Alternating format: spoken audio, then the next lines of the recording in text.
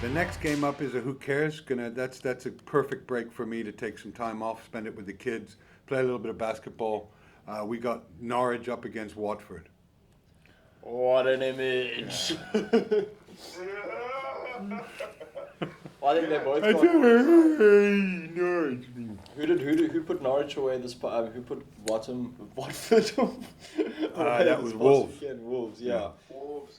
Um, Yeah, this is a real 6-pointer, guys. This is a real 6-pointer because both teams have been promoted. Someone needs to get points. I don't think a draw helps either team, especially with the confidence that they need. I don't know about Norwich. I've seen a little bit of naivety from Norwich as well, especially in some of the games that they've played. I think Watford scrapes this one 2-1. Just I reckon it's got a 1-1 written all over it. Yeah, it's got a who cares written all over it. But if I have to make a guess, I'm going to think that in Norwich, it's not. I'm not sure if it's to the naivety. I just think that they haven't, they braced themselves for another relegation, and they're a team that bounces back. They have the parachute.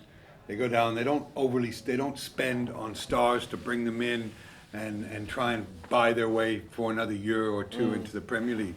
So they're just a old Division They're in One limbo. side. They're an old Division One side that is going to put the best team out there that they can, and there's no doubt in I'd bet my child on Norwich getting relegated this year because it's the safest bet that you could make. They are going to get relegated, Yeah. and they're going to get relegated because they're just not a Premier League side. So I'm going to say Norwich. I'm going to say Watford 2-1. And hopefully my son can sleep safe at night on Saturday evening. Aston Villa versus Everton. This is an interesting game. It should be a good game to watch in terms of style of football. I think be quite a free flowing game. Well, you got Everton that's tied on points, tied with 4 teams on points. Isn't that exciting enough? You've got I think 9 teams or 8 teams within 2 points of each other. And wouldn't it be great if the whole season played out this way? Yeah.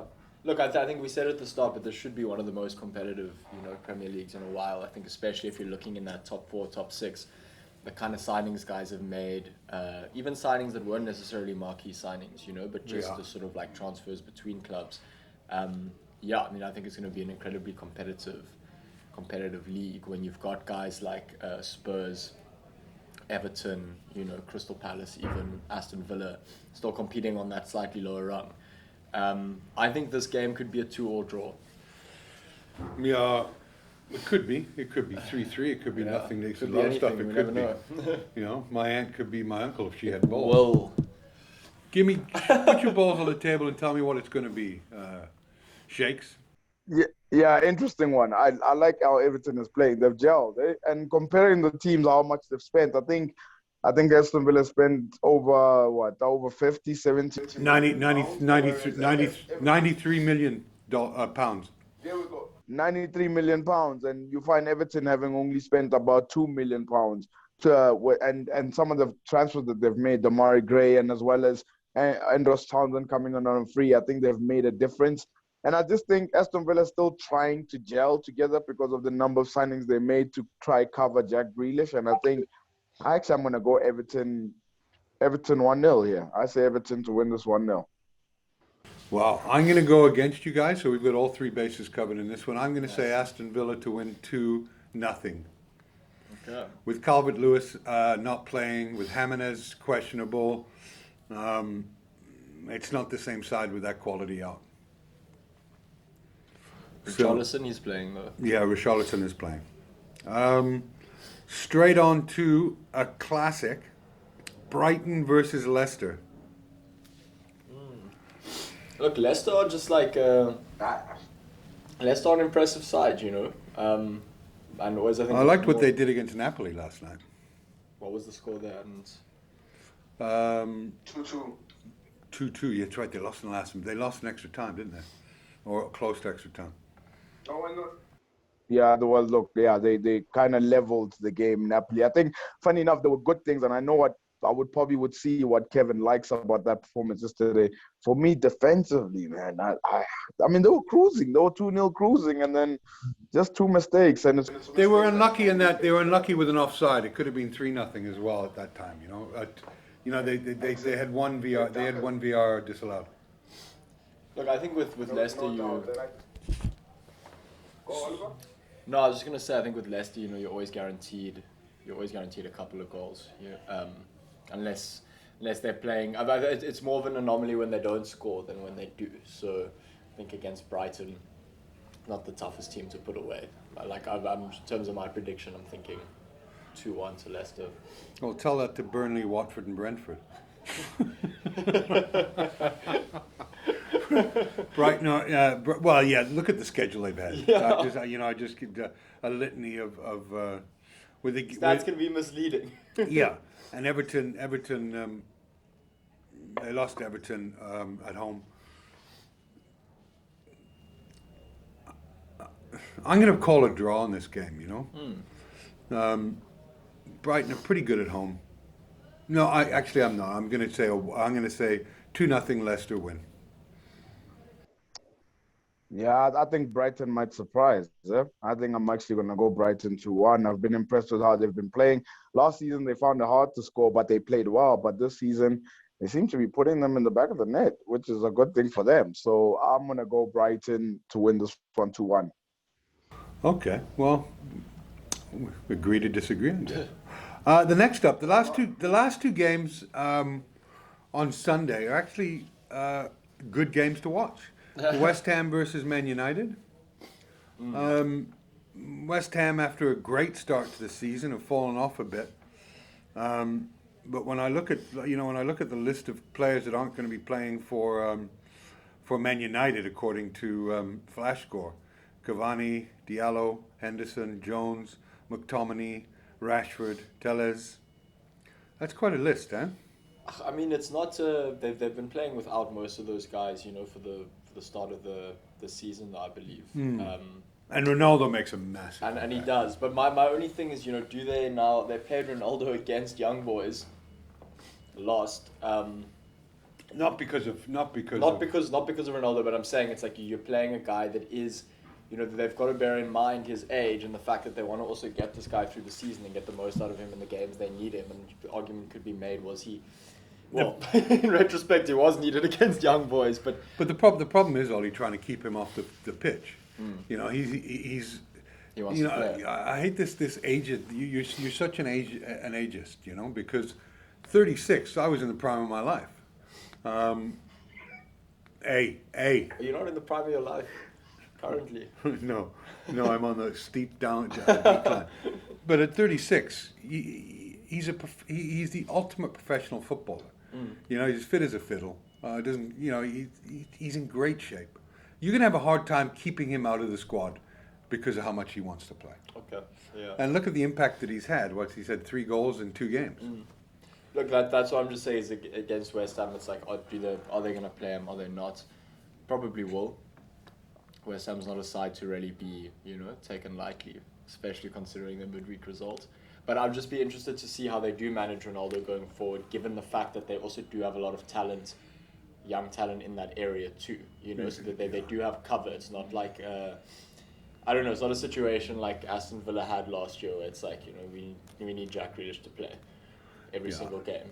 Spurs, we need Harry Kane to play every single game. It's like, look, it was a massively disappointing game. You had West Ham going and beating Dynamo Zagreb, so it's a good result for them. This should. I see a lot of goals in this game. Me too. And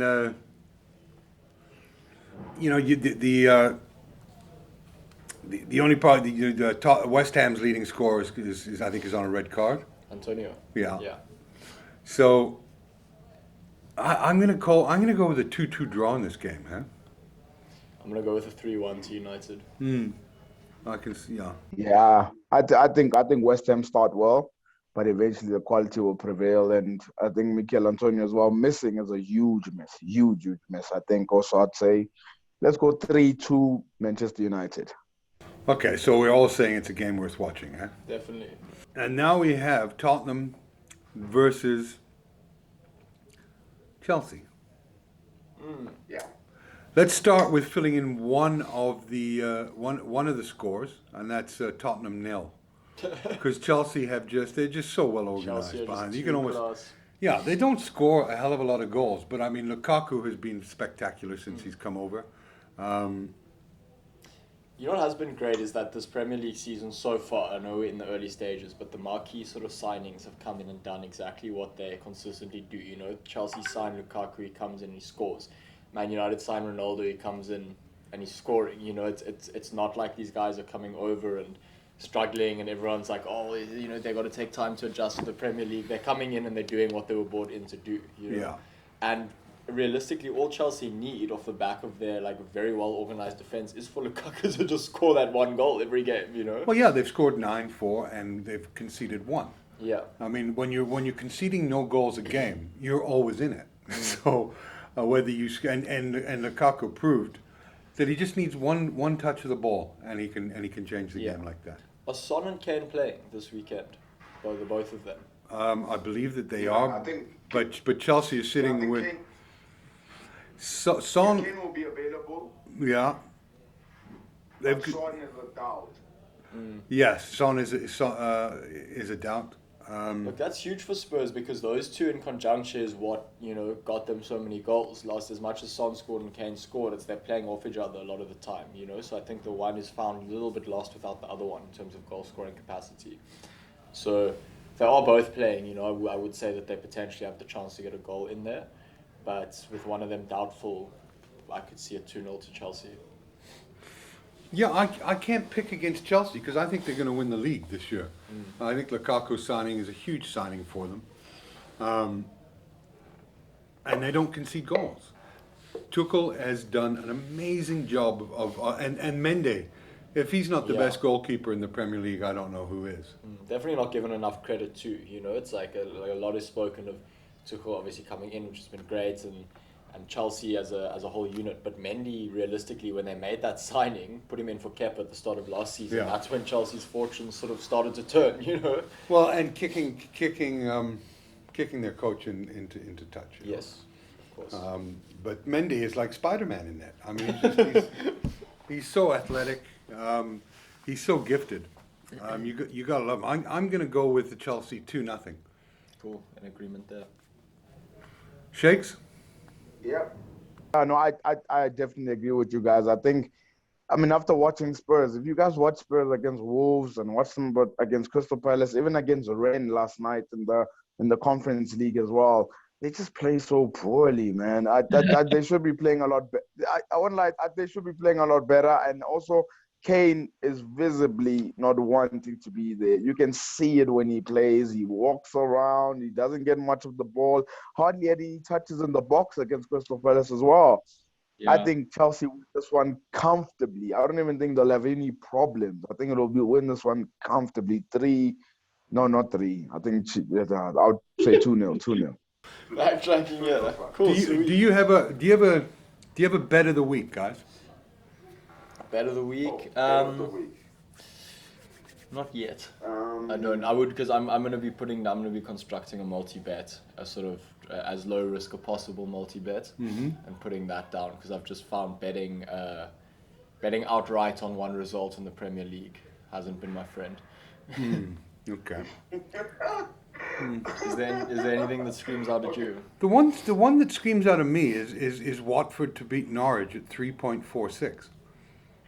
Not bad. It screams value to Not me. bad. Yeah, I mean I've put a draw, so I'm not gonna be. I think I have a better one. Okay. Oh, sorry, Oliver. No. I think I have a better one. I think I have a better one than you, Kevin. Burnley to beat Arsenal. No.